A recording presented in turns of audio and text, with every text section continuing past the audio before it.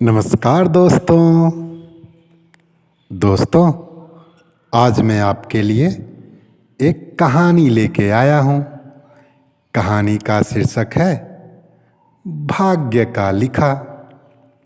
दोस्तों, बहुत समय पहले की बात है। एक गांव के मंदिर में एक पुजारी रहता था। वो पुजारी अपना सारा समय मंदिर की सफाई, पूजा पाठ, आने जाने वाले लोगों के लिए पूजा करने में ही बिता देता था। उसके परिवार में कोई नहीं था और वो अपना खाना पीना मंदिर में होने वाले चढ़ावे से ही चलाता था। वो पुजारी व्यवहार का बहुत ही अच्छा था।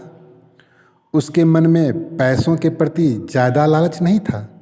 मंदिर में जब भी ज़्यादा चढ़ावा होता तो वो उनसे दूसरे लोगों की भी मदद करता था।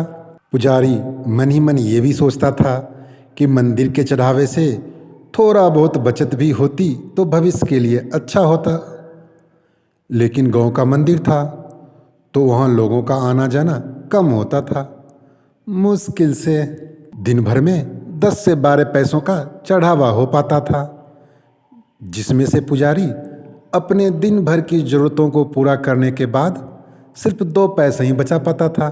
और जब कभी चढ़ावा ज़्यादा होता तो पुजारी के पास कोई ना कोई व्यक्ति ऐसा आ ही जाता जिसे मदद की ज़रूरत होती और पुजारी उसे मना भी नहीं कर पाता। बहुत समय बीत गया, लेकिन पुजारी पूरे दिन 2 पैसों से ज़्यादा बचत कर ही नहीं पाता था। वो हमेशा भगवान से यही प्रार्थना करता कि भगवान कुछ तो ऐसा करो कि मैं 2 पैसों से ज़्यादा की बचत कर पाऊँ।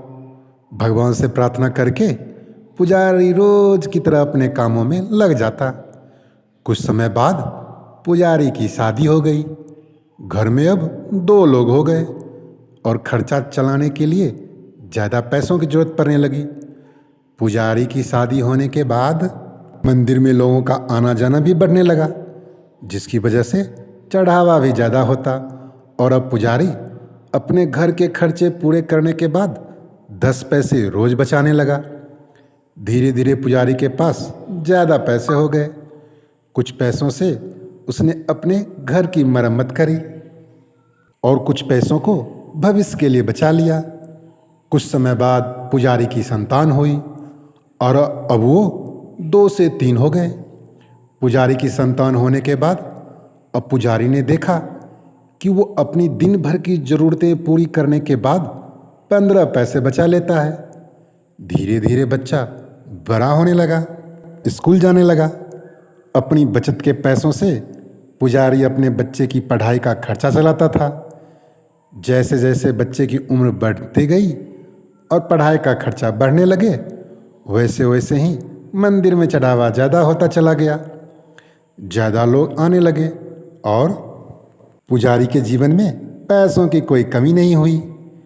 अपनी ज़िंदगी को इस तरह बदलता देख पुजारी ने एक दिन भगवान से प्रार्थना किया और पूछा कि भगवान, मेरे रोज़ के 2 पैसे बचाता था और बहुत कोशिश करने के बाद भी मैंने कभी 2 पैसों से ज़्यादा नहीं बचा पाया, लेकिन आज मैं सब खर्चे करने के बाद भी 30 पैसे बचा लेता हूँ, जो कि मेरे और मेरे परिवार के लिए बहुत है। इस सब की वजह क्या है भगवान? क्या ये आपकी कृपा है या फिर मेरा भाग्य? ऐसा कहकर पुजारी अपने रोज़ के कामों में लग गया। रात हुई और जिस समय पुजारी गहरी नींद में सो रहा था, उस समय भगवान उसके सपनों में आए और बोले, भक्त, न तुम्हारा भाग्य बदला है और ना ही मैंने कोई कृपा की है। तुमने जिस दिन शादी करी और तुम्हारे घर जो स्त्री आई, उसके आने से तुम 10 पैसे बचाने लगे, जिसमें 8 पैसे तुम्हारे पत्नी के भाग के थे, जिसकी वजह से तुम दोनों के पेट भर खाने पीने और बाकी ज़रूरतों की पूर्ति होने लगी। फिर तुम्हारा संतान हुआ और उसके होने के बाद तुम 15 पैसे बचाने लगे, जिसमें से 5 पैसे तुम्हारे संतान के भाग के थे और आज जो तुम 30 पैसे बचा रहे हो उसमें से 15 पैसे तुम्हारे बच्चे की पढ़ाई और उसके बेहतर भविष्य के भाग्य के हैं। भक्त, तुम आज भी अपने भाग के सिर्फ 2 पैसे ही बचा रहे हो और आगे भी 2 ही बचा पाओगे। दोस्तों, इस कहानी से आप कई बातें समझे होंगे और साथ ही आप ये भी समझे होंगे कि किस तरह हमारे भाग का लिखा हमें मिलता है और साथ ही किस तरह दूसरों के भाग का लिखा भी हमारे द्वारा होते हुए दूसरों को मिलता है। आपने देखा होगा कि कई बार लोग पार्टनरशिप में किसी काम की शुरुआत करते हैं और धीरे धीरे वो काम बहुत चलने लगता है और जब काम चलने लगता है, इनकम होने लगती है, तो वो लोग पार्टनरशिप तोड़कर खुद का काम शुरू कर लेते हैं और फिर वो जो काम शुरू करते हैं वो नहीं चलता और उन्हें नुकसान होने लगता है। इसका कारण भी भाग्य ही है। कई दफ़ा ऐसा होता है कि दूसरे के अच्छे भाग की वजह से हमारा भी अच्छा होने लगता है, लेकिन हम ये बात नहीं समझ पाते और ज़्यादातर लोग ऐसी बातों को मानते भी नहीं हैं।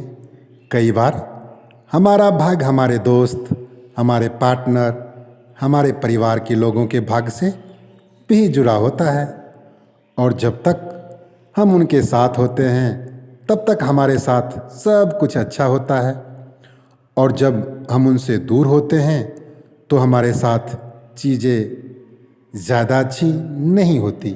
दोस्तों, जिस तरह किसी और के भाग की अच्छी चीज़ों से हमारा अच्छा होता है, उसी तरह इसका उल्टा भी होता है और दूसरे के बुरे भाग की वजह से हमारा भी बुरा होने लगता है।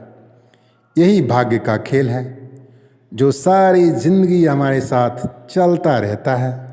अगर आप ऐसी बातों को नहीं मानते और भाग्य पर विश्वास नहीं करते तो एक बात मैं आपसे कहना चाहूँगा, मान या ना मान पर सच्चाई तो जान। Like, share, subscribe.